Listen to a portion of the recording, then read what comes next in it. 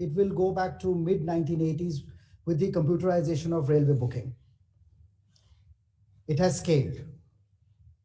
This is exactly what we are discussing, that how is it, whatever we do, take it to the next level and make it a catalyst. So good evening, ladies and gentlemen, and welcome to this series of roundtables on future of digital governance in a run-up to the 68th SKOCH Summit. The first in this series focuses on the Digital India vision and on what needs to be done to accelerate Digital India. With its focus on ubiquitous digital services, citizen first, and laying down of population scale infrastructure in several crucial areas, including digital payments, that is UPI, universal banking, that is Jan Dhan, and social security, which is DBT. Figures speak for themselves. 350 million Indians have benefited from DBT, 400 million from Jan Dhan, and 140 from Ayushman Bharat. UPI itself surpassed 2 billion transactions in the month of October, which was 1 billion exactly a year ago. Instantaneous and safe financial transactions are now within reach of all, and the use of digital technologies for DBT have led to the savings of nearly $23 billion. There are transformational initiatives like digital health, agri, digital defense, education, which are also underway. There have been early starters too, like policing and security, which is CCTNS, computerization of courts, which is e-courts, border control, and that is passports, and social development benefit transfers. All this is now going through the second wave of transformation and scale. In fact, all thanks to such initiatives that we have kept the governance and the government rolling even during the troubled times of COVID-19, otherwise which would have been greatly impacted. We are also going through the second wave of challenges like scale, security, connectivity, mobility, and alignment with upcoming disruptive technologies and compliances, so on and so forth. Technology, we believe, is the great enabler as well as a leveler to provide an intelligent and interconnected platform to revolutionize delivery of citizen services. The creation of a nationwide digital infrastructure, allied with the new tools of technologies like AI, ML, big data, so on and so forth, is expected to galvanize various sectors to improve the well-being of every Indian, ranging from agriculture to natural resources to transportation, health, and you name it. So how are we gearing up? How is industry geared up to walk in step with the government's Digital India vision? And where are the opportunities for the industry to collaborate and support your efforts better? So, ladies and gentlemen, we have put together some of the finest practitioners and brains who have made some of the above mentioned dreams come true and have set scalable examples. So let me have the pleasure of introducing Dr. Navaljeet Kapoor, who is doctor by education and served the community at the TB hospital in Ambala from 1989 to 1992 before joining the civil services as an IRS officer. He's worked extensively in areas of assessment, investigation, international taxation as an appellate authority in Chandigarh, Mumbai, Pune, as well as Nashik. Last 2 years, as Joint Secretary in the Ministry of Tribal Affairs, he has taken numerous IT initiatives for streamlining budget release and monitoring process in different schemes, which resulted in the paradigm shift in monitoring from paper-based to data-based. His latest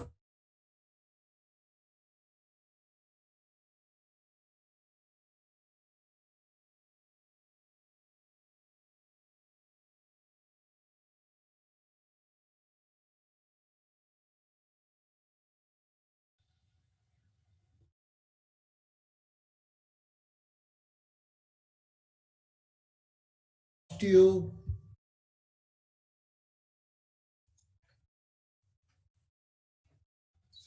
Yeah, we completely lost.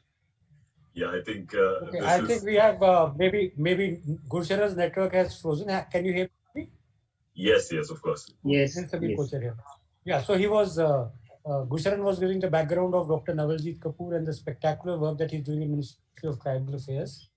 As you know, 9% of our fellow Indians are tribal, and he's making sure that the health services are reaching them digitally in several initiatives. We would hear more about it. As I was talking earlier, before we get into a very long conversation on who's doing what, I'm sure people will be talking about it in their particular presentations. The objective behind this is that, India's had actually a very long journey since 2003, actually 2001, on the field of e-governance. And we've had a ringside view of that. We've documented it. We have written books on it. We've looked at thousands and thousands of case studies. And as famously DG NIC, erstwhile Dr. N. Vijayaditya used to say that SKOCH has gone to places that even NIC hasn't been to look at the work that is going on in IT. So the objective is that this has been a very long journey. Some basic infrastructure has been put in place, whether it's in terms of a unified ID in forms of Aadhaar or in terms of Jandan accounts. Basic infrastructure and plumbing is already there. Now, there are projects that started very early on, like the external affairs or homeland security, home affairs, and so on and so forth, district computerization. And these have gone through several iterations of transformation. And today, again, they are going through a transition and moving on to the next level. At the same time, imperatives like COVID have initiated a lot of greenfield projects, work from home culture, such as projects like what Dr. Navaljeet Kapoor is handling in tribal affairs. So the idea essentially is to get a bird's eye view from some of the top practitioners, perhaps starting with TCL, and look at, how they see digital governance evolve, what are the imperatives, how is it changing, and then get domain by domain view. And our objective is at the end of it, we could possibly, do individual papers or a working group. We can do an envisioning exercise, which could sectorally talk about that. Okay, this is where we see technology being used in homeland security. This is where we want to see it in tribal affairs. This is where we want to see it in external affairs. With that, I will move back to Gursharan, who seems to be back. Gursharan, why don't you start with introducing Raj, and then he can start, and then you can lead into the panel since we've lost some time. Just get this back on. I still seem to be having problem with my connectivity. Or you can start from wherever you are. No. Unless I jumbled up your cues. No, it's all right.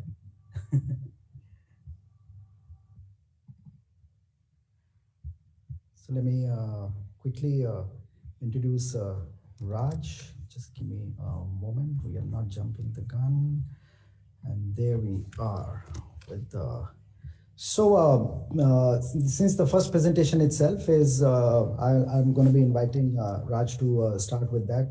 Maybe that becomes the context setting. So he is a technologist by profession, a trainer by passion, with many accolades under his belt and 3 pending patents. He is in his present role as the head of pre-sales India, MECAA, and SARC, Tata Communications, responsible for gaining an in-depth understanding of customers and market forces to develop solutions that add value to customers, businesses, and enable them to mitigate any challenges they face to capitalize on opportunities. Starting from solving work from home challenges in the recent COVID pandemic, to devising an approach for transforming a large retail chain's physical sales to digital, to being instrumental in countrywide telecom infrastructure and transformation projects. He has successfully delivered value to both enterprises and nation. With such myriad experiences, he often converts his learnings into high trending blogs, which are often leveraged by leading media houses, presenting his challenging the status quo perspective. So with this, Raj, over to you. Thanks. That was an amazing introduction. I'm hoping I can stand up to what you just said. I'm going to share my screen. Let me know once you can see it. Yeah, it's visible. Okay, excellent. Thank you so much. So it's an honor and pleasure for me to be in front of this esteemed, panel and guests today on the webinar. And it's been long time that we've met face to face. But then, as Gocharan correctly mentioned, digital is the way today, and it has been kind of accelerated by COVID and what we've learned around COVID in the last 9 odd months, right? As Mr. Sameer mentioned, digital is not new to India or in our minds from an plan perspective or an execution perspective. But then we've seen a serious acceleration of it in the COVID times.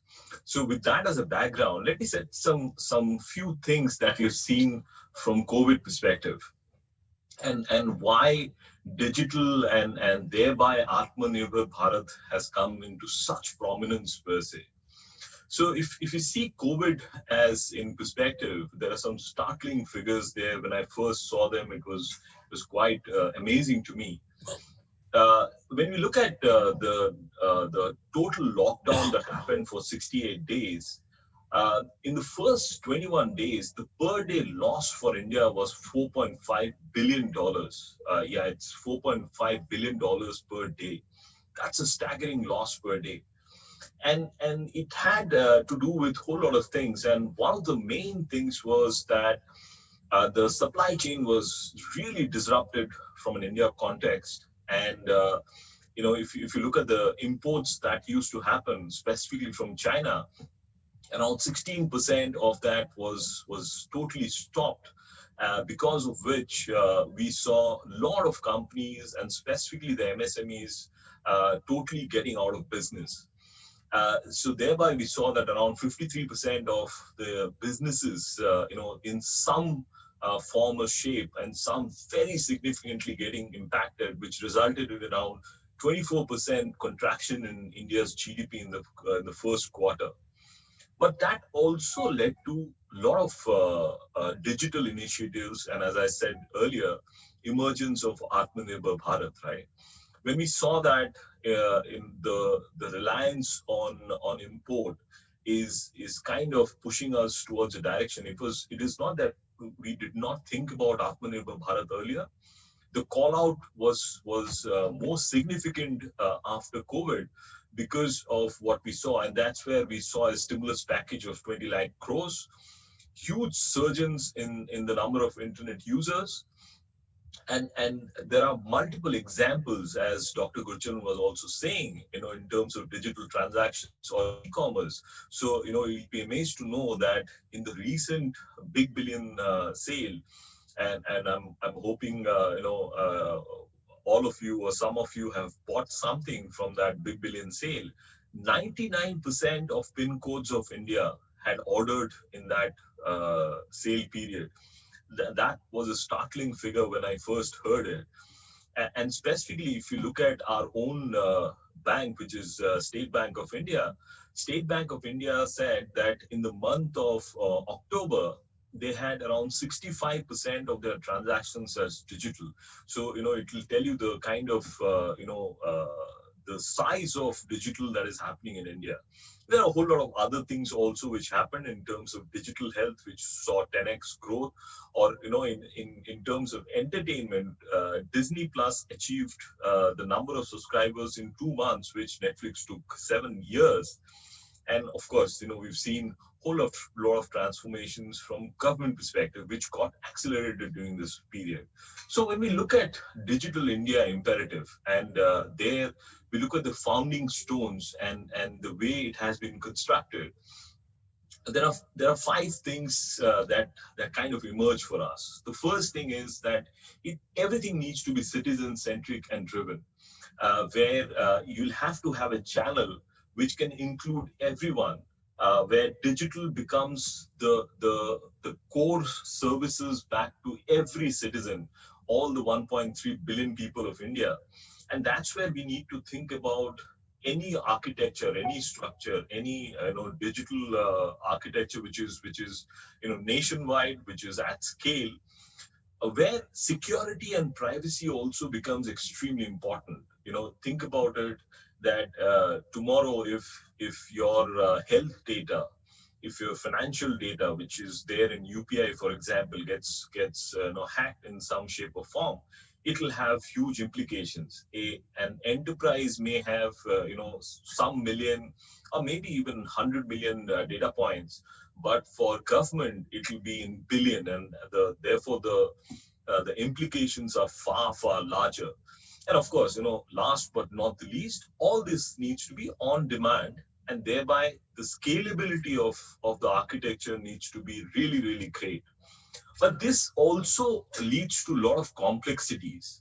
And if you look at the present architecture for government and the way the IT architecture is made, while there are pockets of brilliance, but then since they are pockets, therefore they are scattered. And that's where the issue of integration, interoperability also comes in. Today, for example, a lot of digitization has happened across multiple areas, but then if you want to kind of bring them together, is there an API which can come together and start exchanging data between multiple central and state government authorities, between central government architectures to other central government architectures? That's where the questions come in. And that also leads to what kind of security and compliance is there for each of them. Is it standardized or is it different? And thereby what happens is, because of this multiple communication channels, it also leads to issues for either the government servant or the citizens to get data points or services back from the government, right?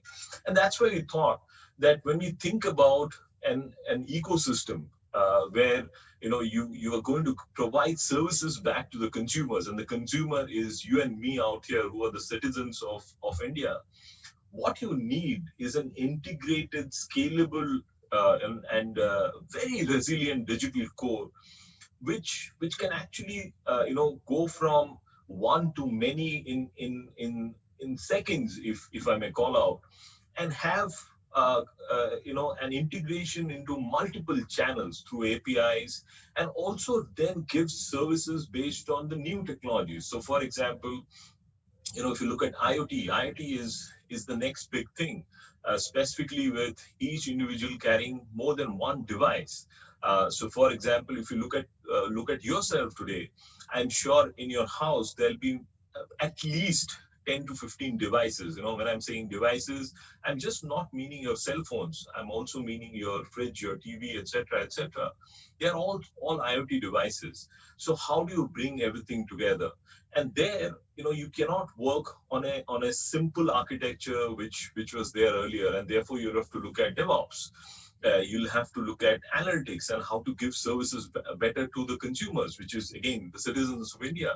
So how do your architecture come together and do all those things, and then give that not only to the digitally literate, but also digitally illiterate, right? When again, many a times I've seen that a lot of us actually start designing a solution keeping in mind what I need, right?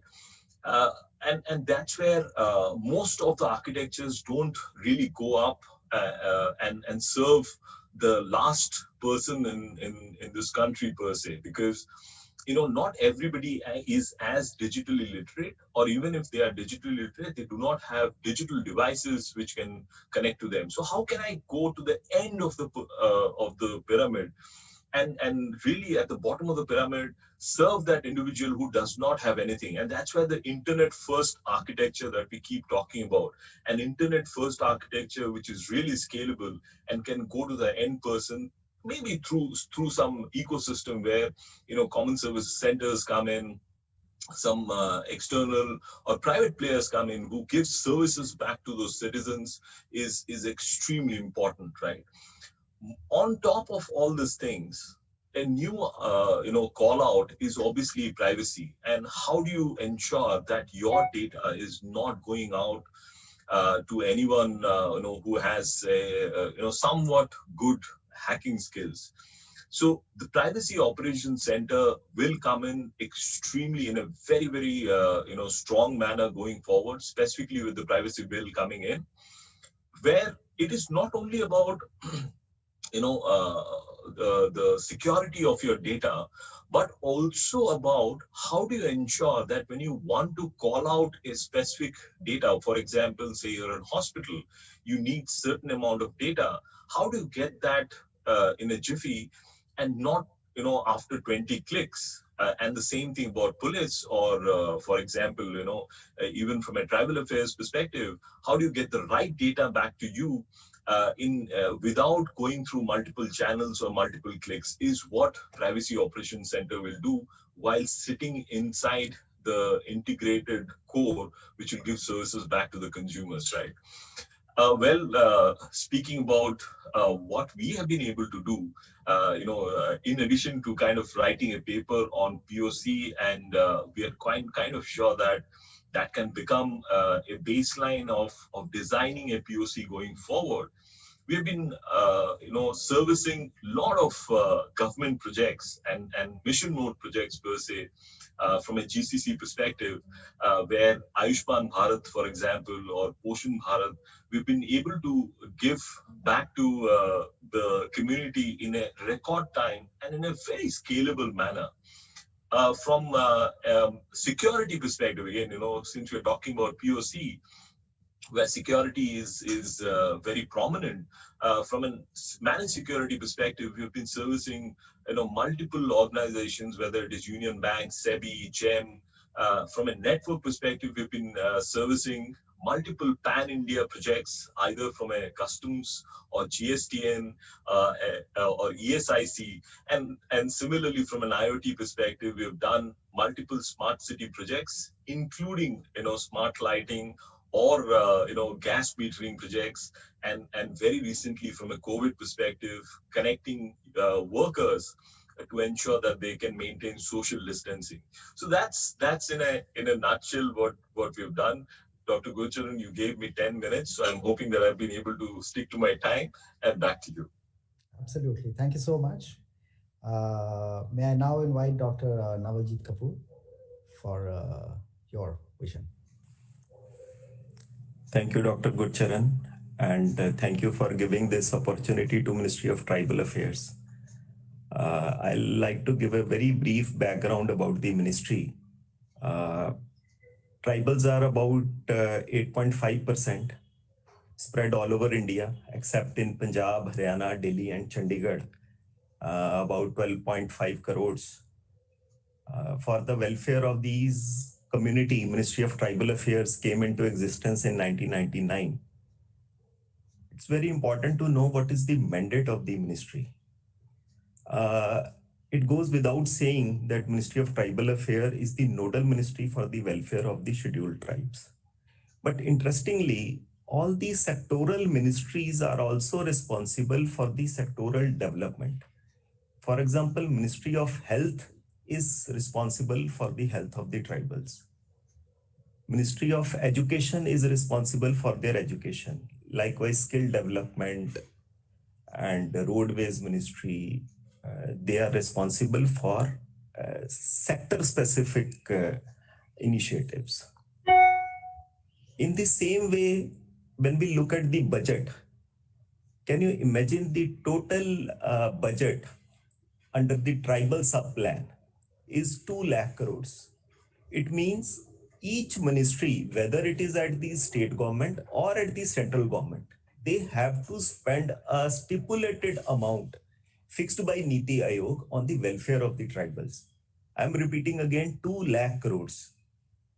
About 75% is with the state governments, 25% is with central government ministries, about 41 ministries. And as far as Ministry of Tribal Affairs is concerned, we have a budget of 7,400 crores. But simultaneously, Ministry of Tribal Affairs is responsible for monitoring the entire tribal sub-plan of state governments as well as the central governments. So ministry has a double role. One, we have to implement our own policies. Simultaneously, we have to monitor. From the budget, we can see that out of 2 lakh crore, ministry has only 7,500 crore. Despite such a huge budget, we see that the tribals lag in almost all socio-economic indicators. It may be health, it may be poverty, it may be education. At the same time, when we see tribal areas, they are rich in forest, they are rich in minor forest produce. That is why it is called Vandhan. Minerals are also abundantly found in such areas. They are naturally organic, and even in COVID time, you can see medicinal plants, scenic beauty, rich cultural heritage. So we face paradox of poverty amongst plenty. So what are the reasons? In simple word, as Dr. Gurcharan said, I'm a doctor basically, come from an IT background. With so much of funds available, and I don't think that the governments or the officers who were present before me and after me, they did not think on those lines.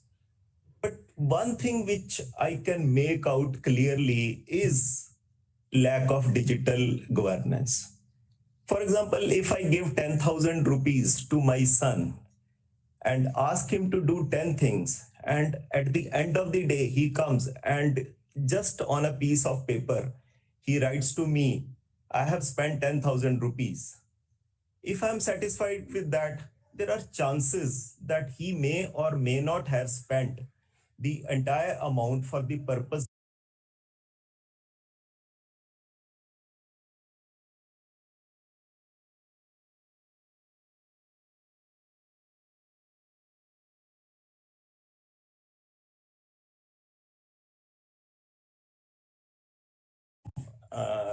ninth class to PhD. Before digitalization, we found that there was total disconnect between the states and the center. There was 2 to 3 years of dispersal time of scholarship. For example, if a student has taken admission in April, he will get scholarship in 2022 by the time he has already completed the course. So it gives more brickbats rather than the usefulness to the student.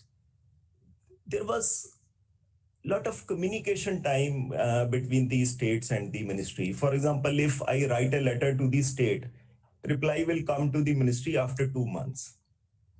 And there was only paper-based utilization certificate after 2 years, 3 years.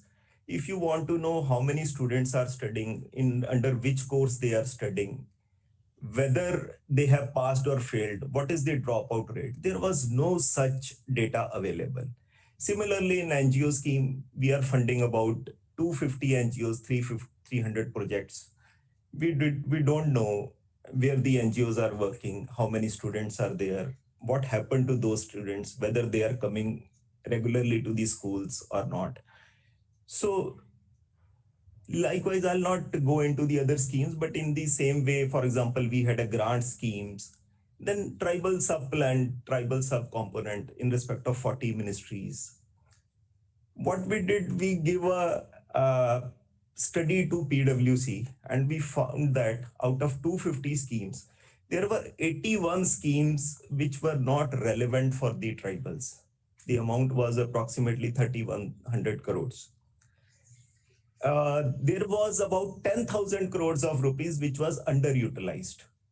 130 schemes had a notional allocation. So out of 51,000 crore, if I see what actually has reached to the tribals is a very, very small amount. I'm not saying it was not being spent. There were 124 schemes which had a allocation of less than 10 crores. When that amount reaches to states, then to district, you can imagine how minuscule will be the amount. So on one hand, there is marked underdevelopment and huge gaps in infrastructures and socioeconomic indicators. And on the other hand, we found that there is underallocation, misutilization or underutilization due to lack of robust monitoring mechanism. So what was the solution? First thing which we did, that every process we started digitalizing. And I would tell you, all this we have done in last 1.5 years.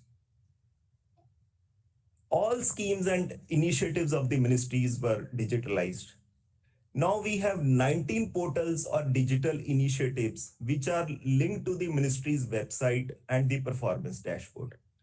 Performance dashboard is updated every month, and outcome indicators of 14 schemes, they are available in public domain. If you ask me any data of my ministry, rather than going to the papers, searching for papers, I will ask you to just click on dashboard.tribal.gov.in. Everything is available there. We have connected 31 state UTs, 41 central ministries looking after TSP plan, 24 tribal research institutes, 38 center of excellences, 577 universities, institutes, colleges, 300 NGOs, 550 districts, and lakhs of beneficiaries, then PFMS, DigitLocker, are all integrated with respective portals through user ID or passwords. STCMIS portal, Tribal Subplan Monitoring Portal, is also integrated with PFMS and monitors state-wise, ministry-wise, scheme-wise fund release for 336 ministries. After this study, when we reached out to various ministries, there were 8 ministries who said, you exempt us from the TSP plan. There were many ministries who are now collaborating with, for example, recently we had a collaboration with Ministry of Health and Family Welfare on tuberculosis, then Ministry of Food Processing, then Ministry of Rural Development. We have a joint venture how we can together use this amount. On PMO Prayas dashboard, 6 schemes we are sharing data.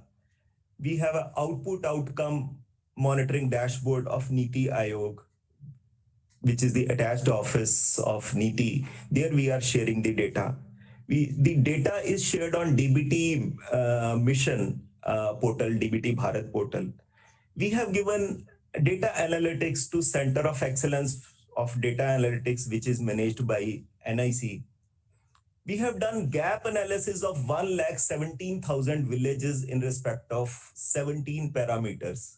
So that data is also available with the state, districts, and all the policymakers. The database has capability of generating any type of MIS report. We have state-wise data, district-wise, institution-wise, gender-wise, stream-wise, project-wise. So on the basis of data, we are able to see what is the performance of each state. The entire data analytics has brought a paradigm shift from paper-based UC to data-driven governance model to achieve not only digital inclusion, but financial inclusion, productivity improvement, and social impact. During COVID time, 1,500 crore was released in 21 days, when not even for a single day anybody had come to office. NITI said that DBT portal of Ministry of Tribal Affairs is a best practice in e-governance and needs to be replicated by other ministries. Even for the NGO portal, NITI Aayog said all ministries are required to follow the system which is developed by Ministry of Tribal Affairs. PMO DBT mission has appreciated the digitalization efforts of ministry and asked all the ministries to adopt the best features of DBT portal. During COVID time, I was telling in the beginning, we are having 15 officers and staff who are either in hospital or at home, and they are able to work from home or even from hospital, not even for a single day, because we are end-to-end digitalized. We are a paperless office working from e-office. So not even for a single day, our work has stopped. And last but not the least, we got for one of the, I'm talking about 18 initiatives. For one such initiative, digitalization of a scholarship scheme, empowerment of tribals through scholarship scheme, this year we got a prestigious SKOCH Gold Award category.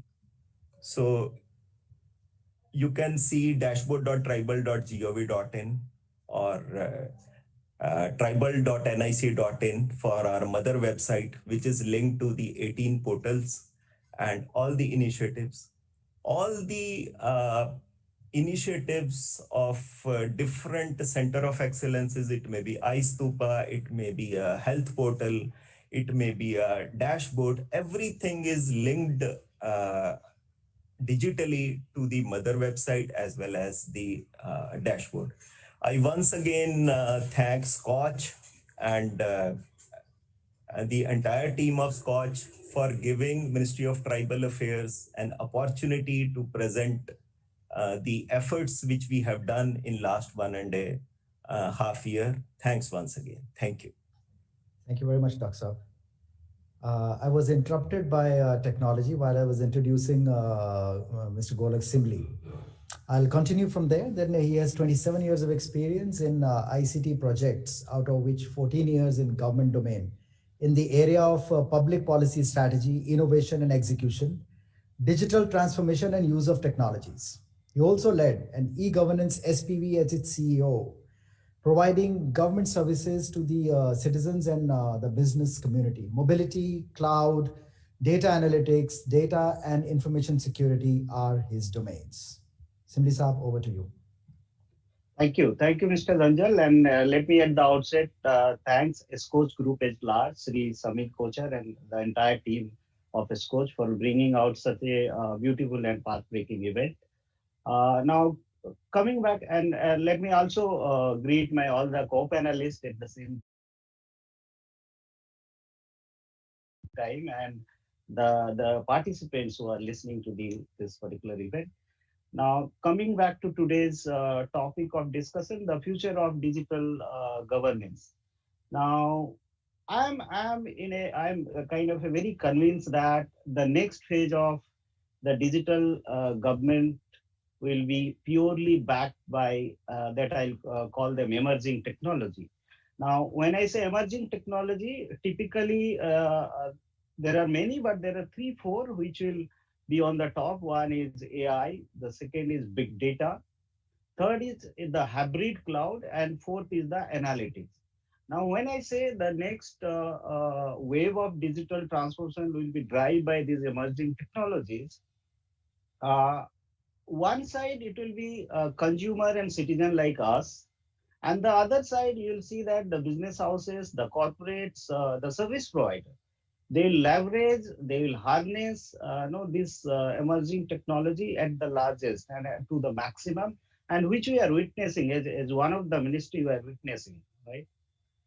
Then I'm also in a very firm belief that if we have to realize the vision of digital India, if we have to realize the vision of Atmanirbhar Bharat, then I'm in an opinion, and it's my firm belief that we must develop our in-house dimension.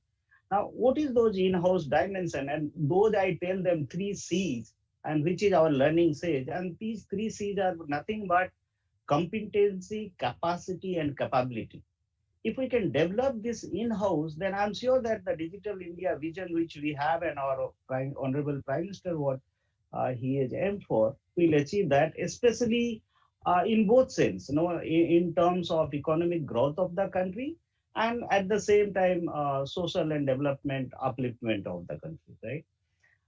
Now, coming back to the another direction which I foresee when we talk about future of digital governance is in 3-fold. The first fold is how do we develop common and core platform. Now, when I say common and core platform, some of them I can give example. Maybe Aadhaar could be one of the platform. DigiLocker could be another platform. Umang could be third platform. Our data portal could be one of the platform. And why I am saying so? Because of the fact that when you develop this kind of a common and core platform, whether I am a public sector at large or a government sector at large, ministry, a state department, private, and as an individual, if you see the feature and the nature of the common platform remain same. You don't have to disturb that. You have to just avail the services. And that's why more and more we need to focus on the core and common platform in a standardized way. The second thing which I also visualize saying that when you look for the future of the digital governance, how do we give ease of services to the citizen and masses at large? For an example, we have Ayushman Bharat scheme.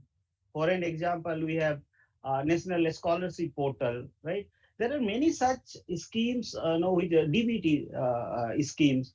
Now, these schemes, how is that citizen at a corner or a remotest part of the country, can we provide them ease of governance when you talk about the future of digital governance at large, right? So this is the second area we need to focus. And again, if I come back and see to our external affairs ministry at large or my own project or program at large, how is that we approach this? How is that we are now at a stage where I can see that, okay, we are now into phase two of digital governance. How do I say that? Because there was an approach taken, and that approach was the first and foremost thing we looked is how do I move forward from a silo way to a consolidation way to a automation way, and now we are at a disruption way, right? So that movement you have to be very carefully plan, design, execute, and operate. So that is very important thing to understand whether I as a ministry or any state department or any of one of us. The second area which I again see the future of digital governments will be, it will be kind of a hybrid era. You will see that many of the services, it will be on premises, especially the critical and sovereign kind of a, since we are working within the government setup. So those kind of a data, information, application, you have to deal with on premises. However, there are many applications, it will be on a hybrid model of cloud. So that is another important area which again we as a ministry are very, very kind of a working at a larger way. The third thing, as I rightly said, when it comes to leveraging of the emerging technology, and at this point, how we are looking technology at version two, and there it comes again. I tell them 4W when I plan for any technology roadmap or future roadmap for the technology, especially keeping core into the citizens and masses at large. I keep 4W in place. And these 4W to me is the first is the workload. I must understand my workload. And when I say workload, means again, whether it is a on premises workload, it is a off premises workload, I must also understand my data points. Now, when I say data points, that means what is my fiduciary data, what is my confidential data, what is my public data, what is my configurable data. So the workload I must understand. Accordingly, you may plan your workforce, your organizational culture, your stakeholders, so you can plan that if you know your workload well. The second very W is the workforce. What kind of workforce you have? Do you need training? Do you need awareness? No, the kind of works. For an example, the COVID scenario we are dealing with. No, External Affairs Ministry was the first ministry probably we have never hampered our passport services because of the fact that I know my workforce well. Which are the workforce I'll target as a remote? Which are the workforce I'll use on premises? Is that my workforce is ready to do that, right? So that second very important W is the workforce. The third is the workflow. And when I say workflow means that is the application. What kind of application I have? Is that my application is capable to deal with this kind of a pandemic? Or is I have a roadmap to do that? Right? So third is the application, whether it is a mobile app, whether it is an enterprise app. So you have to do that. The last W, but not the least, that is the website. And when I say website, means content and contest. Do I understand the content and contest I'm dealing with masses at large? And when I say so, these to deal with these 4 Ws, I also must see that my 4S is taken care. And these 4S are nothing but speed, scale, sustainability, and security. Now, if that is the area you work out your digital roadmap for version 2 of the digital governance, I'm very sure then which I am doing, Mr. Danjal, and I'm sure that one can achieve that. Last but not the least thing, wherever I speak, I must say that your future digital foundation must be based on a good data governance model. Some of our earlier speaker was telling I should must understand my data at large well, saying that who is the owner of the data, who is the creator of the data, how is the data I am collecting and storing at rest, how is the data I am collecting and sharing with other government agencies or public at large. If I understand that holistically and build around the data governance model around that, then I am very much sure that no the future governance or future digital governance we are looking for, it will be a huge success. So thank you, and thank you once again providing me this opportunity to speak this topic. Excellent. Thank you. Thank you so much, Sandeep Saab, for your talk. We now move over to Dr. B.N. Shetty, former DDG with the NIC and now CTO with Ministry of Home Affairs. He was the man behind passport computerization project that is called Passport Seva today. Another mission mode project that he led was immigration, visa, and foreigners registration and tracking, IVFR. He also worked extensively on homeland security and now engaged with the CCTNS, interoperable criminal justice system, NIC CERT, and also Indian cyber crime reporting portal, I4C. Dr. Shetty.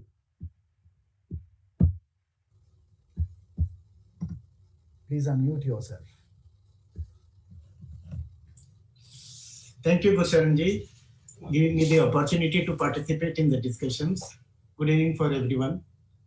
See, basically, I try to say that how I look into the e-governance progress is that I can split into three parts. Okay, this we can start from, I think mine is over 30 years of experience in the mainly project implementation side, and since from the beginning, somehow I'm associated with many of the important projects.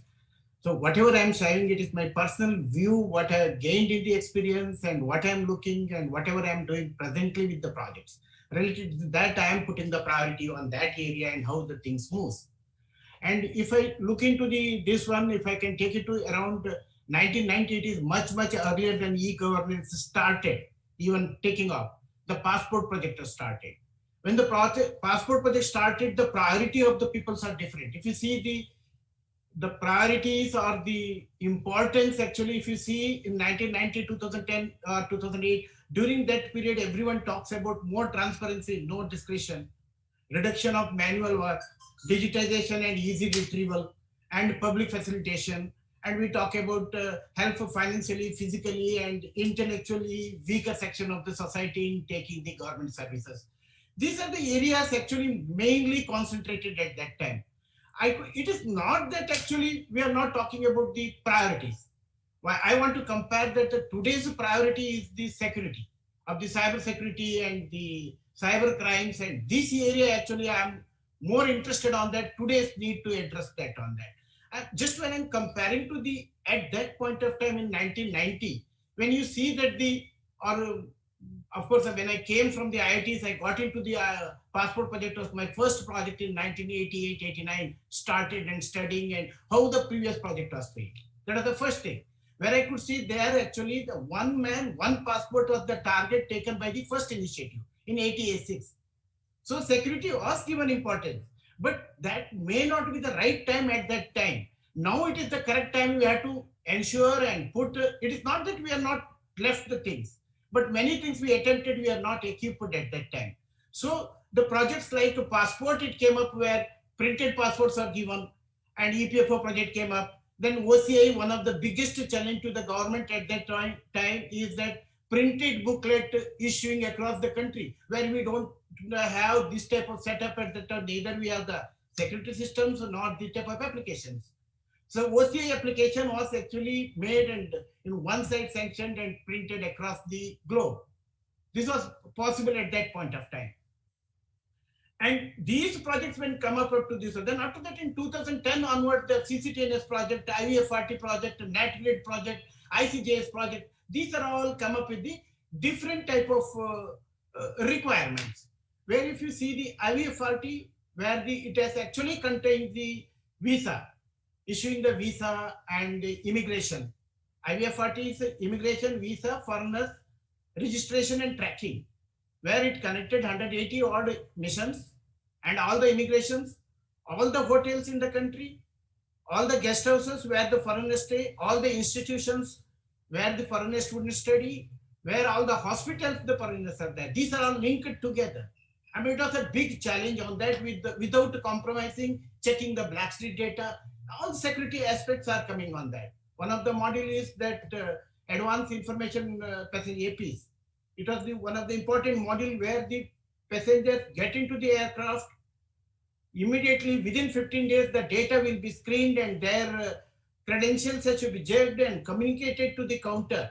When the passenger arrives at the counter, by swapping, his credentials should be verified. I mean, it is feasible if a person starts from Dhaka and comes to the airport in Calcutta. It takes about less than an hour. During that period, the data travels to the IVFRT center and confirms his eligibility to enter the country. How to deal with him will be flashed on the screen when his passport is swapped in the immigration. This is one of the biggest challenge when we are implementing these projects. Then when you look into the ICJs, this is actually, the systems are built long back like a court system, and you have police system is separately built, court system is so built, and all these systems together. Like here actually police, prison, court, prosecution, forensic. These should be always integrated together, seamlessly integrated. The main mantra in this is actually one data, one center. This has to bring together.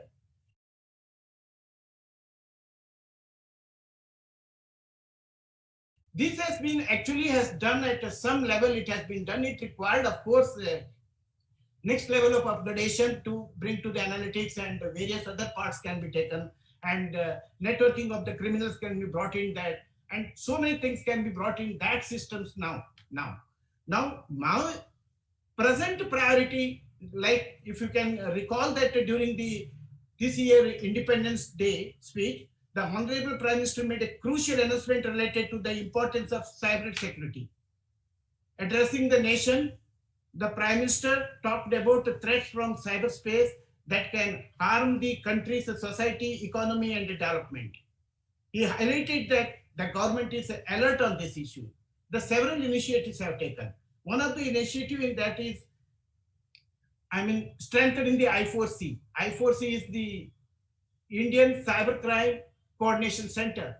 Under this, there are various projects have been taken up, have been initiated now. This is the one is the ensuring the secured cyberspace. For ensuring a secured cyberspace, now the process is started now, identifying the critical infrastructures, critical information infrastructures, and initiating the cybercrime management plan for each critical projects. This is one of the initiatives taken. Then after that, there is another project is called Counter and Mitigate Cyber Security Incidents in a Pre-Planned Effective Manner. Here actually the government, public sector, any department, any devices infected with the cyber security incident, they should be alert. These alerts should be immediately addressed and taken precaution. This is the dashboard which will be monitored at the Home Ministry level and taken different variety will be or intrusion, malware, or security intelligence. These will be actually analyzed and proper steps will be taken to mitigate the issues. These are one of the major area that what we are now looking for. Then second one is the social media information has actually really exploited by the bad events. The criminals are using it for different purposes. Why can't we use the same thing in reverse way? Why can't we use the same thing for the other administrative purposes? Like collecting, categorizing, and sharing the open source information with the related agencies for safety and security of citizen and the nation. This is one of the important aspect required to be really studied and can be used on that. Then addressing cybercrime complaints quickly and effectively. the cyber crimes are actually day by day it is increasing. Then many cases there is no mechanism to address these things. Now this has been taken a top priority. Basically, there are now the main concentration is put on women and child cyber crimes related to women and child. You might have seen the National Cybercrime Reporting Portal where you can see this. Further, another main thing is that about the financial frauds, bringing all financial institutions, including payment aggregators, on single platform for quick redressal of financial frauds. Here, actually, what we are looking for is that we had several meetings already with the banks and aggregators and the wallet banks, where an arrangement will be made when an alert comes. Whenever there is a money spent from your account or in the credit card or in the wallet, you get an alert. That alert should be sent to a particular number or WhatsApp number or SMS number. Then immediately the money movement should be stopped. It should not go further. Even legal amendments are possibly going on that. And this is possible to stop the money there and then itself, so that the victim will be able to get the money. Otherwise, once the money goes out of the bank, then generally it becomes much tough to retrieve the money. So this is one of the area where it is required to be concentrated to address this issue. Then it comes the other things like, for example, in the ICJs when you are talking about, there are many people, they are offenders, but they are escaped. There should be an arrangement. Then there are so many projects are coming up with the now safe city or smart city projects. In that, lot of surveillance cameras are put now. These surveillance cameras image should be able to match with the persons, with the blacklisted persons, and give the alert. This is one of the dream. This such thing should happen actually. This is the, of course, it is possible, technically possible. But what type of power system is required? What type of capacity of the system to address these issues? And these are the future goal. What I could say that, and that. Thanks. And I'm finishing my speech here. Good. Thank you so much. Well within time. So at this moment, let me bring in our experts. I start with Dr. Shefali Das, who is former DG NIC, been associated with the foundation for several years now, and has, as Samir itself, himself introduced her in the beginning itself, that first woman DG of NIC, and implemented a number of national level projects, including Rajiv Gandhi National Drinking Water Mission computerization, GramSat, Project Arrow, so on and so forth. The list is pretty long. So, Shefali ji, I quickly ask you for your comments on the Digital India vision. You have gone through the talks of all the domain experts. Kushan, I must first let me congratulate you. Okay, first let me congratulate you for bringing together experts from 4 divergent fields. There is just no connection between tribal welfare and say Tata Communications or even Golak's passport project or even criminal justice system of Dr. Shetty. So what I'm trying to say is it's such a vast area, and you have brought together all of them into this platform. We have benefited from their vision. So I must congratulate you and your team for that. But let me quickly summarize. They have excellently explained what they are doing, and we fully agree. And it's really, when you look at that, it's very surprising how far we have come from the first big e-governance project, which I consider as the passenger railway reservation system.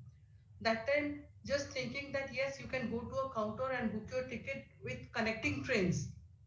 We thought it is enough, or rather more than enough. It dispensed with the telegram system for making reservation on the connecting train. But now you see tribal welfare. They are able to give scholarship to the children, tribal children, which goes to their banks. This is something we have never thought. But what I'm saying is the journey, we have come far away from when we started it, but it is not enough. We still have a lot of problems to go through. Or even look at finding criminals by tracking their record, matching their faces, which Dr. Shetty says, or even what Rajushi says about the communication, the smart city projects or passport, which we can get just by 2-3 clicks by filling up forms and all that. They're excellent jobs, but still we have to think about too, because we are scaling up in a much higher rate. And if you look at the curve, when something grows, initially the growth may look good, but you have to do little to get a bigger growth. But when a base is high, as we are today, we have to do much more to come to the stage to get similar percentage of increment. So what I think we should concentrate on, we are already focusing on the data centers, core services there, the core or even IT infrastructure, which are thinking at the server level or the central level. But what about the users? Our 1.3 billion people. So our user base is high. We have to think about the kind of user endpoint devices they are going to use and how they can connect. So the network which you are talking at the uh, what cloud level or the server level, that may be good, but what about like today? I was having very unstable internet connectivity today during this meeting. I have to switch off my video for a couple of times.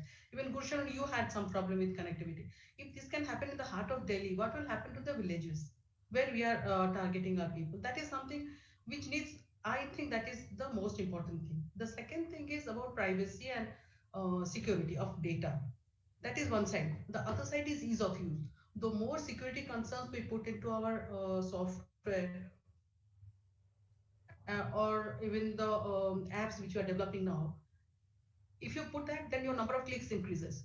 You said 2-3 clicks, you should get your data in 2-3 clicks. But no, if you put so many constraints about ensuring data security, then that the ease will go. So we have to come to a compromise where ease will be slightly deteriorated, but your security should be preserved.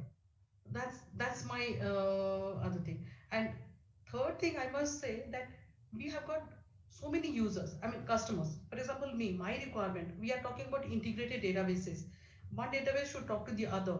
So when we are having such a huge database with different fields, and my requirement as a senior citizen or a child's requirement who is looking for a scholarship will be different, so the queries will be very different. That means our analytics have to be of very refined. We must concentrate on these to go further. That's all I need to say at this point. Thank you. Thank you so much, Shefali ji. Let me move over to Mr. Bhushan Mohan, another industry veteran who worked as a principal consultant with NEGD, Ministry of IT. He was also responsible for formulation of policies, guidelines, and strategy for implementation of NEGP with a vision to bring public services within the reach of every citizen. He's an independent consultant and a mentor, and also works as advisor to PwC. Bhushan. Well, I'm really delighted the way today's session has gone, starting with Tata Communications. I think he brought out some very, very relevant points as to having a common platform, the common services. I think it just took me back about 7-8 years when I was drafting the Digital India policy for Government of India. That was one of the points which I had mentioned, that we should have a 360 degrees, we should move out of silos, and we should look into the customer first rather than the department first. So those were the important things which were there. And the way the things have moved, I think they have moved in the right direction. May not have moved in the speed that we would have liked to, but then there are too many imperatives for us to move very fast. There are issues. We have 1.3 billion, the population which is there, the scale what we require, the remoteness which is there. But the way we have gone about, especially the way we have now gone about as far as the tribal thing is concerned, I think that is really, really creditable. But one thing we should always look into, what is our future roadmap? Because many a times the pitfall happens. We look into these initiatives as projects. Now, projects have a definite life cycle, but these are the long-term programs. They are evolutionary in nature. they should go from one step to another. So each of these initiatives, whatever we have talked about, I think Golak mentioned about it that we should use some of the latest technologies like artificial intelligence, data analytics. I think that goes across the board on all the three domains we talked about. I'm really impressed that my old friend Shetty is today working on the comprehensive crime criminal justice system. This was again conceptualized long time back. And the integration of these three or four systems is a major, major task. The basic idea is to have a common identity, which is the accused at one stage, which is there goes for the courts where the justice is given, and then it's the prison. The whole element, if we really look into from that point of view, the system becomes quite simple. It's not that simple in implementation, but you know what you are focusing on. You're focusing on an individual who is an accused to a culprit to he is convicted or he is not convicted, and then he is it goes to the prison, and when he comes out again he has to be monitored. So it's a complete system which needs to be done. The moment we have focus on that, I think this will really go a long way. So what is really required? We need technology, we need awareness, we need the capacity building, but there is one more thing which is required, that is the vision as to what we want to achieve and a proper measurement system of the outcomes which are coming so that we can do the mid-course corrections and work out our policies accordingly to provide the benefits to the end citizen. That is the most important thing. Our client ultimately is the end citizen. Thank you. Gulshan, can I say something, if I may? Go ahead. I mean, while I'm not well, I was so tempted and inspired by what all of you talked about that I must come in. Picking up from both Bhushan ji and Shefali ji. Shefali Das mentioned that there is divergent fields and there are no seemingly no common threads. And Bhushan talked about doing an envisaging exercise. So I think there are now very clear common threads coming across sectors.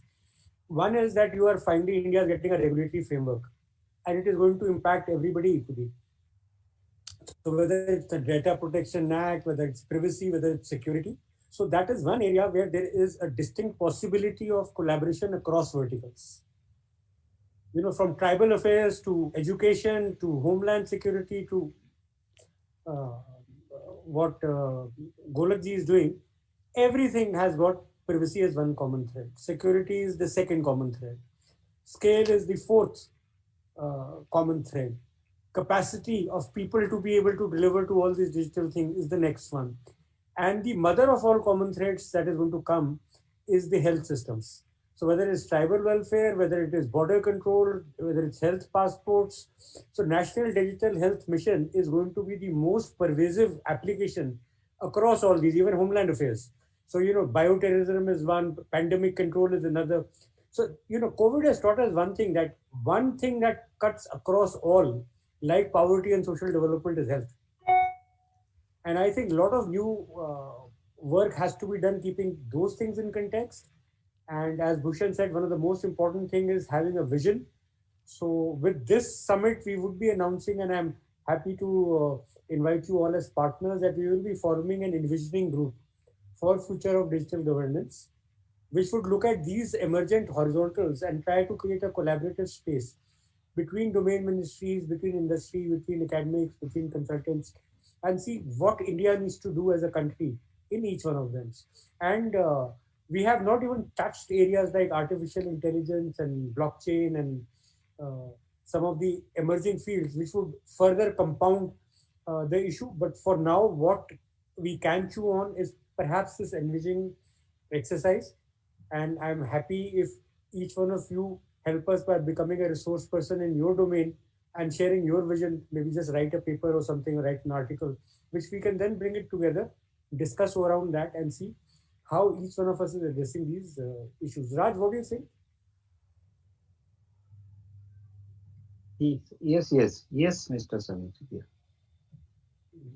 Yeah, so absolutely agreed, Sameer.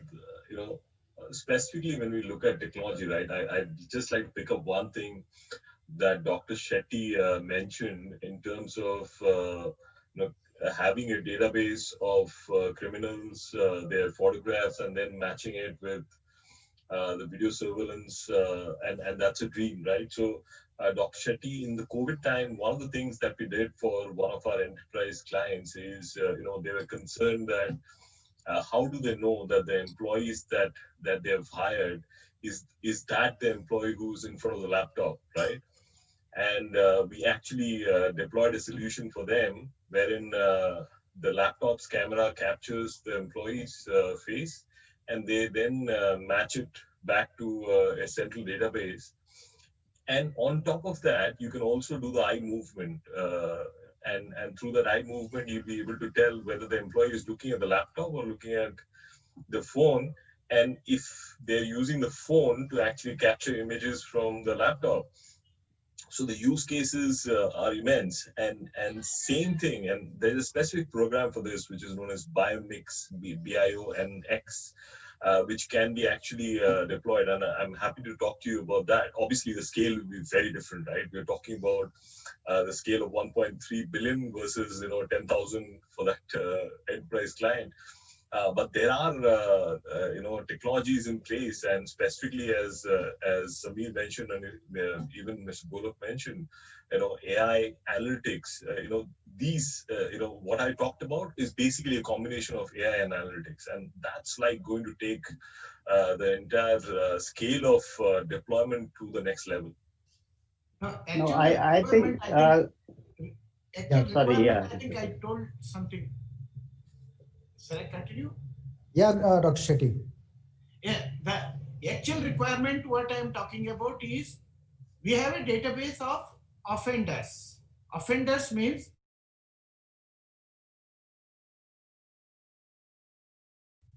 they escaped from the prison, they made a crime, and they have proven they are an accused. Okay, and he is not traceable. And they're looking for the solution in the safe city or in all the projects now. The surveillance cameras are actually, a large number of surveillance cameras are put across the country. And there are cameras in the airports and many places. Okay, what is the requirement is that when the person comes in front of any camera anywhere, it should give an alert. It is not that recognizing an employee or using an eyes. We have the photograph of the person in the prison or in the anywhere we got him, some photograph is available. That photograph should be matched to the video screens. On the video matching, it is the matching with the video. I mean, that is the challenging, but the industry claims that they have solutions. Absolutely. This is what I understood.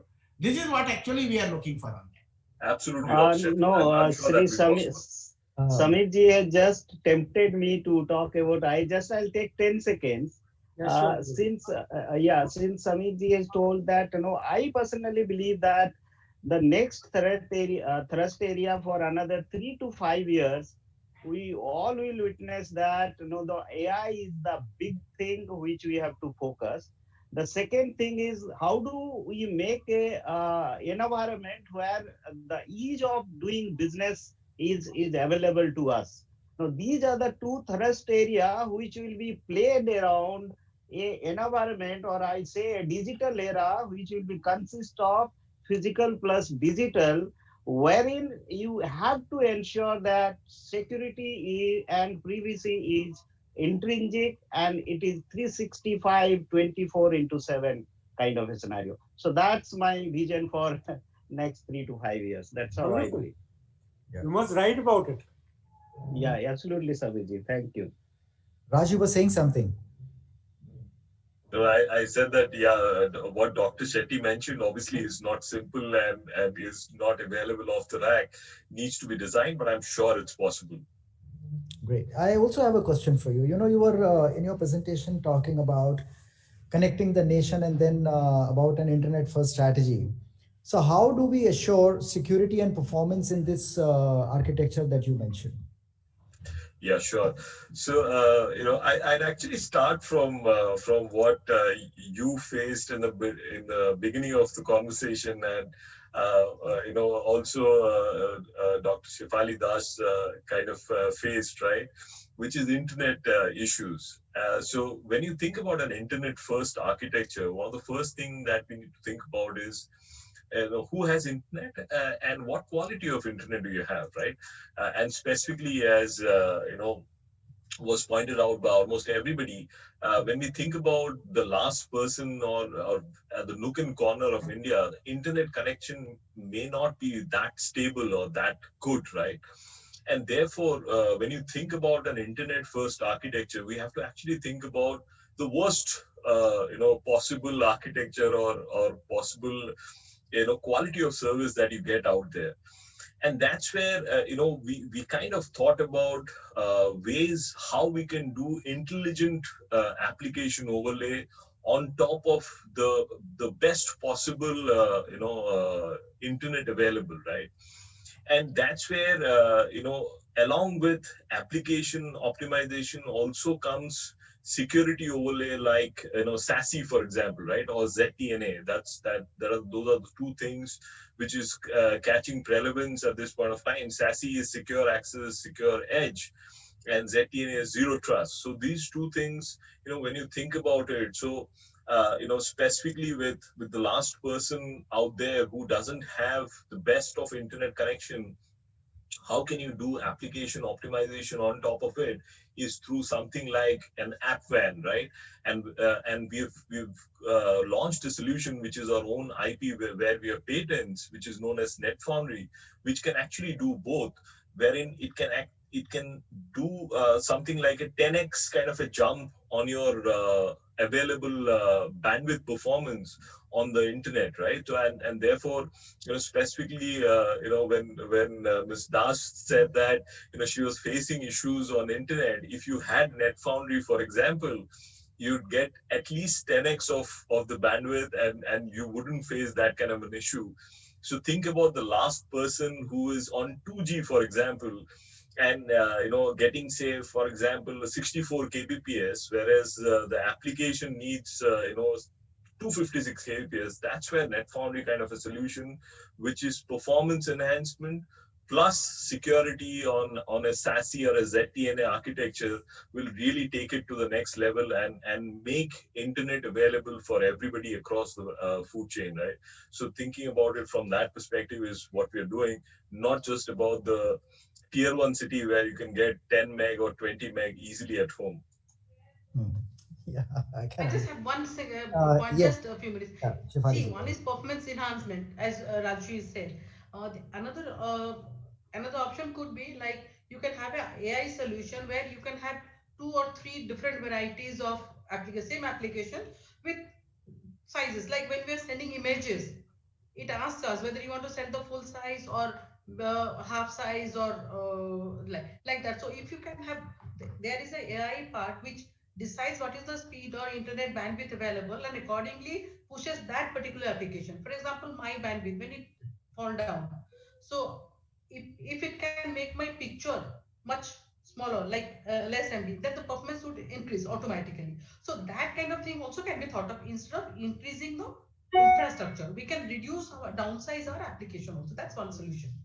Correct. So, if I can just give you one example out here, we have recently done, physical sales to digital sales for a retail chain and also for an auto major, where we have used that specific, solution set, wherein depending on the end bandwidth of the consumer, the buyer, who wants to buy a car or who wants to buy a fridge, the stream will be different, right? It can be an HD stream or an SD stream or a free stream per se, and the bandwidth requirement therefore is different. And the end user wouldn't understand what the handshake is happening on the back end, right? It can be at HT or ST. The end user will not know. So specifically to that point, there are a lot of things which can come in combination out here.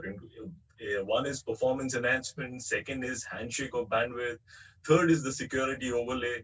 All these things, when you put together, that's what will give the services in an ubiquitous manner to the last person, maybe even to Dr.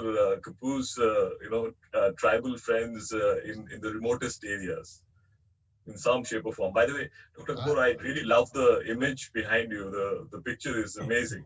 That's already being debated already. It's so beautiful, and it's done by one of the tribals, and it's a painting on the wall, and he has already offered to send that person over and do one of the walls in our office. Great. Excellent, excellent. Dr. Kapoor, I want to ask you one question here, because so many efforts which are led by IT, and talking in terms of tribal and IT, it really doesn't seem that it's the same department. Why do you need IT, so on and so forth. But you have broken that barrier and shared some intrinsic something which is very close to your heart. So where do you see are the opportunities for the industry to collaborate and support for an effort such as yours? You have put a very good question. Though we require blockchain as well as artificial intelligence, big data analytics, but when you go at the ground level, you cannot imagine how difficult it is to implement these small things. I'll give you a very small example. We had a tie-up with Facebook for going online as leaders program. This program was fully funded by Facebook, and they had offered that they will give a free mobile, 8 months digital entrepreneurship program, and then 2-month internship. In 2 months during COVID time, we received 35,000 applications in respect of mentees and 5,000 applications from mentors who wanted to give something back to the society, and every week almost 2 hours in a week. But when it came to the implementation stage, distribution of mobile, though these tribals, they had applied through CSC or through their friends or through a local politician or through somebody, but when we started contacted them, out of 1,000, we were not even able to contact 650 mentees. Reason being, they didn't have mobile. Though KPMG was our knowledge partner, but they did not think on those lines. Ki ultimately we are going to give them mobiles, and how we will contact them. So these are very, very small things. When we talk at this level, we also have to take into account the ground reality also. So that is the one point. Secondly, I would like to, in fact, invite all such industry people, for example, to help ministries like us who does not have these type of expertise in big data and how our programs can use these facilities. Though we have tie-up with IITs, we have also tie-up with Piramal Foundation, Facebook, even E&Y, Department of Science and Technology is also helping us in data analytics. NICSI, NIC, DBT Mission, and Niti Aayog, all of them, they are doing something or other. In fact, I must thank NIC, DBT Mission, and Niti Aayog. In fact, it is only because of their efforts we are today, because they have pushed us to do these things. So at the end, I can only say that the ground realities are totally different when we talk here about these things. But at the same time, I'll not say that the journey is easy, journey is difficult, but at the same time, journey 30 lakh tribal students now they are applying online. Even in our remotest of the schools, we are starting now e-learning things also. Things are moving fast, but most important challenge in tribal areas is the connectivity, not only the road connectivity, but the digital connectivity. If we get the digital connectivity, that is, the things will move very fast. Secondly, what Shefali madam talked about is databases talking to each other. We have one database, NSP has another database, and despite different databases, unless until they talk to each other, uh, the problem of duplicacy or deduplication and people getting multiple benefits from the government, that will not go despite DBT being there. Third, Dr. Mohan talked about creating a systems. The system should not be person specific. Today I am here, the system is working, but tomorrow I go, then the system should collapse. So it should be the policies and the guidelines and the schemes should be made in such a way that all these things, especially the data-based governance, becomes compulsory rather than paper-based, UC-based governance.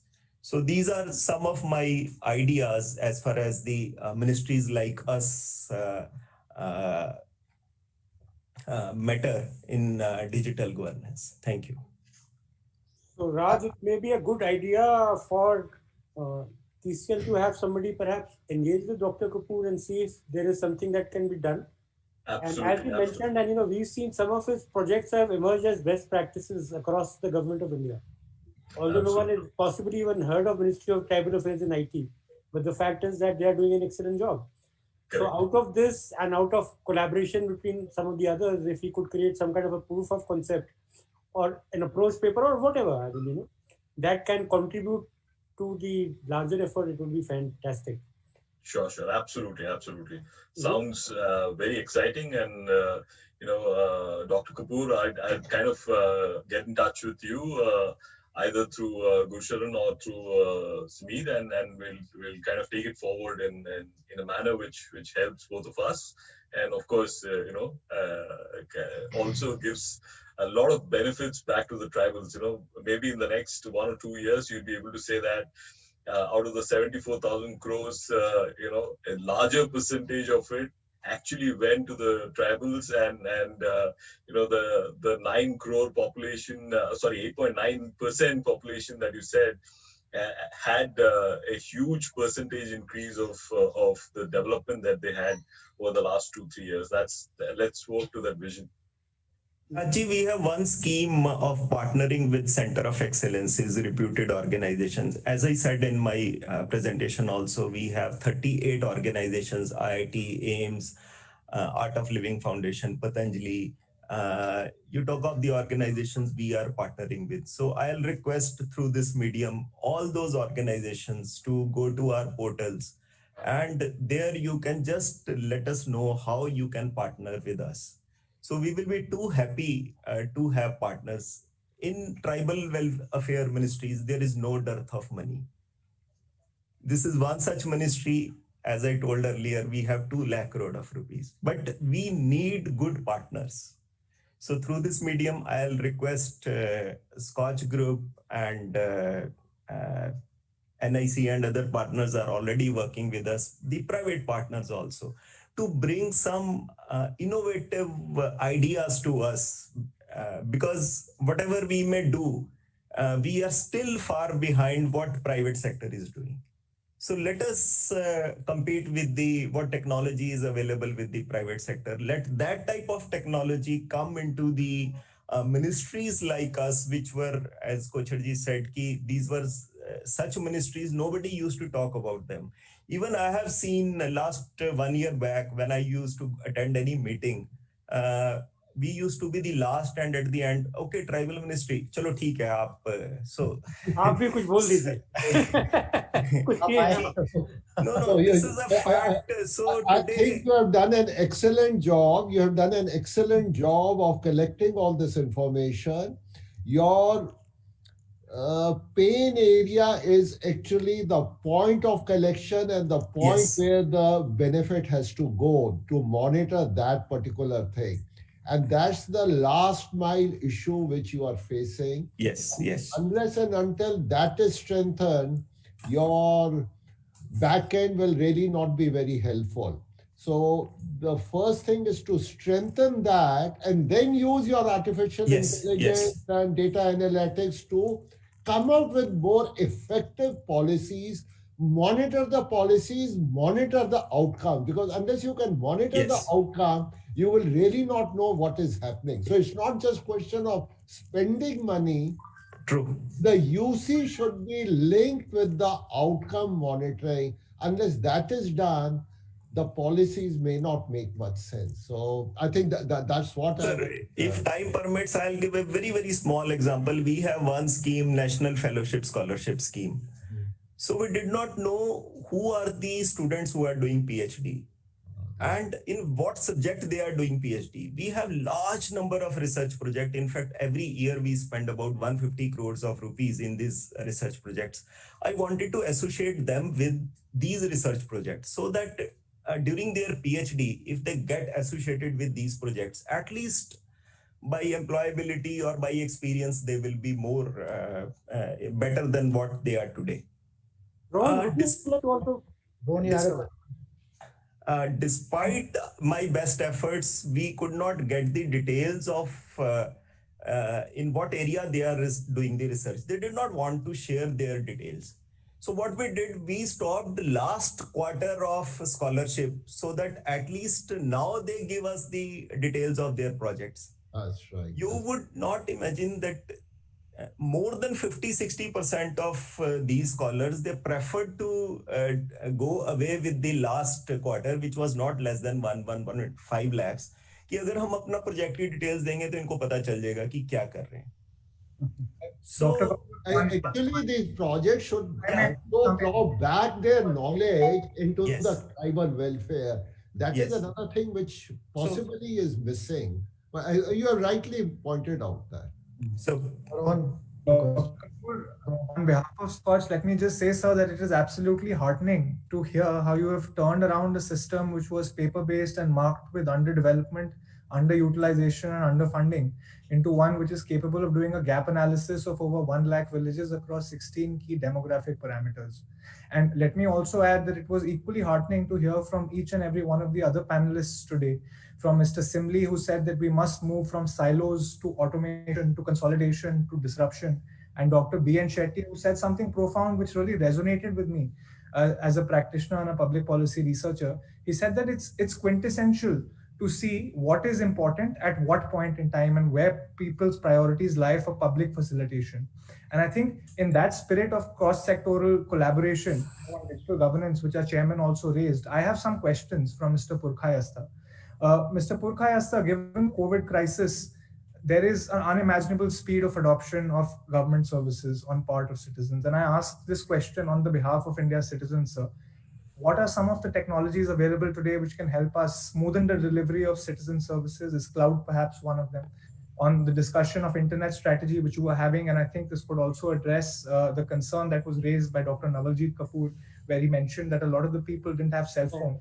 Can middle mile interconnections, such as common services centers, external partners, government bodies, be used to address the variance in quality and latency challenges for internet security? And lastly, if you could tell us a little bit about how this extensive framework for a privacy operations center will help secure the data of India's citizens, sir. Okay, that's a few different questions, but let me try and address them one by one. So, specifically when we think about the massiveness of our country and also the population, no one solution would be able to or one product will be able to kind of do the solution as an overall holistic perspective. And that's where the public-private partnership, which will also generate a lot of new employment, will come in through something like a CSC, and thereby we'll have to think about an architecture which will be technology plus people, right? And of course, there'll be processes and tools will also come in place where, as I mentioned before, internet has to be the backbone of it. We can't think about an architecture which will be based on anything else. Internet is pervasive. Internet is available across.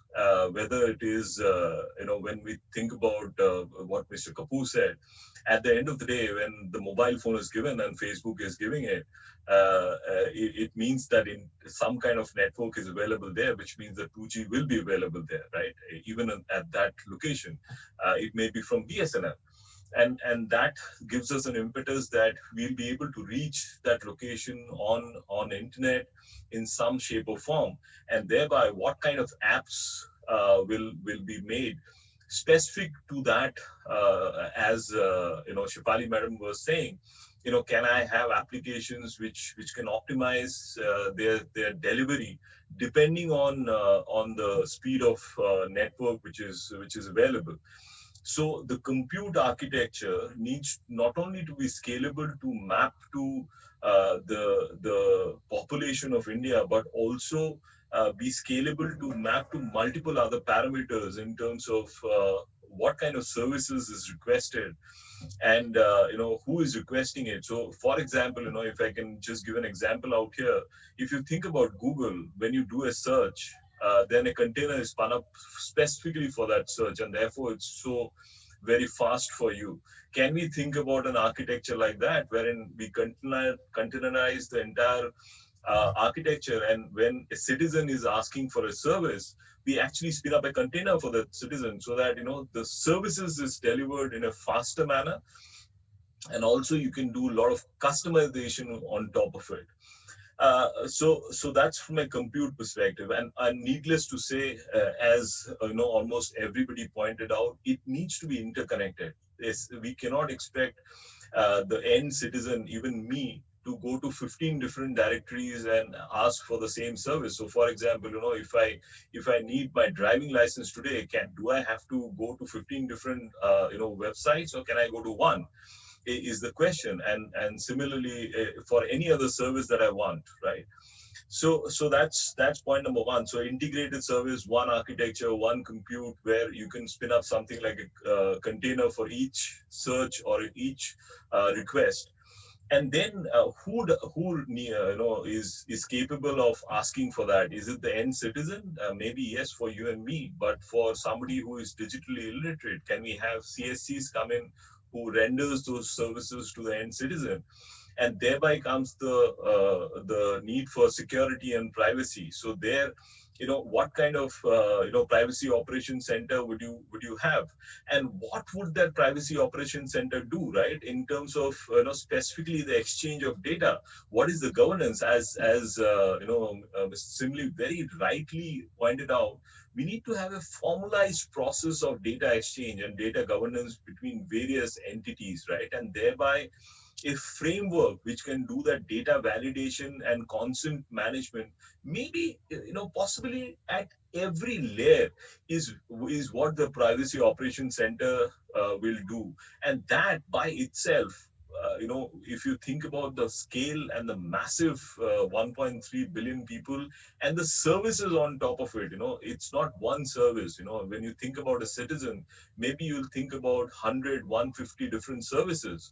So 1.3 billion into 150 will become so massive that you will not be able to do it unless you have one POC which is rendering those kind of things. So that's in a nutshell about this very complex subject, which I think, but we can make it simple. Together we can make it simple and have a architecture which can actually then give services back to our citizens, which is you and me, in 2, 3, 5 clicks max, and with addressing Shefali madam's question, having a security layer on top of it, wherein you get a pin on SMS so that you know that it's you who are asking it, and if you're not, then as Dr. Shetty mentioned, immediately stopping it by sending it to another number. Those kind of things can be done. It's a brilliant future ahead. I'm sure we can do it. Mr. Raj, actually, I would like to add, no, whatever you all are saying, actually, we have done it. For an example, I have completely leveraged the CSC ecosystem, common service ecosystem, to bridge in the digital divide. I, as a citizen, whether you are at Leh or whether you are at Kashmir or whether you are at Mount Abu, no, it doesn't make any difference for the citizen. For me, you get the seamless service whether you are in Delhi or you are in Leh. Now, this thing is very much achievable. As you rightly said, one has to graduate from a, let's say, 10th to 11th to 12th to, let's say, intermediate. And there is a learning curve. No, you have a learning curve, a very focused learning curve. And once you graduate in that way, I'm very much sure that today, as you rightly said, there are ways and means to customize the applications, to enhance the application. There are microservice based architecture, container based architecture, which we are actually doing. And these are very much achievable. I can at least say on my experience. I just wanted to Absolutely, Mr. Simli, what has happened is that there are pockets of excellence, right? But it is unfortunately not everywhere. And that's what I was saying. Is it one architecture which can give services to everybody, or is it pockets of excellence where, I can maybe get a passport in a better manner, but not a driving license, for example, right? So that's the digital divide we're talking about. Yeah, the larger picture is now we need to see government as a ecosystem at large, right? Not as a ministry, not as a state department, not as a block, not as a district. Government as a large ecosystem. The second very thing is, when we are doing that, we must also ensure that the owner of that particular project or program per se, the ownership must be coming within from the ministry or the department who is owning the program. Unless you have that kind of a ownership within the program level, whatever you do, whatever you want to do, at least my experience says that and our sir from even Ministry of Tribal Affairs, the way they have done it. So that's how it is. So the mindset is, how do you drive the programs, keeping in view that government as a ecosystem will leverage at large. So that's how I foresee it. Correct. Absolutely. Totally agree.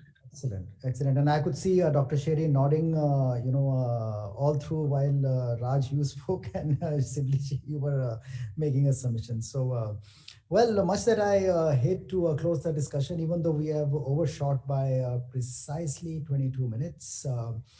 I still will have to bring the curtains down on the show. It's been extremely heartening to have you all, ladies and gentlemen, making a submission, working towards a common goal, expressing your,